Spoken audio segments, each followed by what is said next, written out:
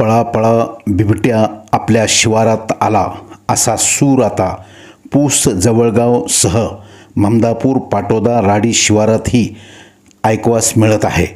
अंबेजोगाई शहरालगत असणाऱ्या बुट्टेनाथ परिसरात डोंगरात बिबट्याचा गेली काही वर्षापासून वावर होता।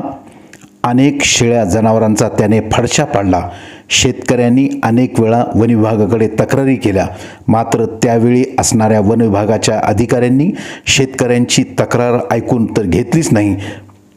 बिबट्या आहे तर कोणी पाहिला सांगा असा उलट प्रश्न ते सतत करायचे।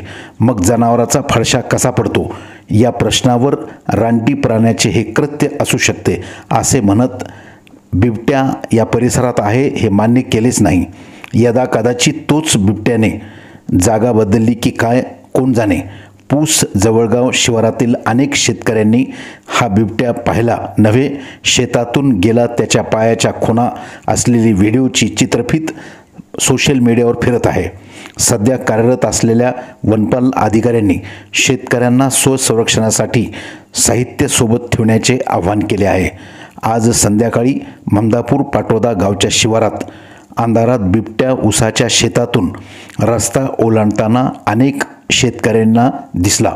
या परिसरातील शेतकऱ्यांत घबराटीचे वातावरण पसरले आहे। ऊसाला गव्हाला पाणी देण्यासाठी रात्रपाळीला जावे लागते। बिबट्या परिसरात आल्याची खबर मिळाल्याने सोशल मीडियाच्या माध्यमातून शेतकऱ्यापर्यंत ही बातमी चहूकडे पोहोचली, त्यामुळे चर्चेचा विषय बनली आहे। वन अधिकाऱ्यांनी या बिबट्याचा बंदोबस्त करावा अशी या भागातील शेतकरी मागणी करत आहेत।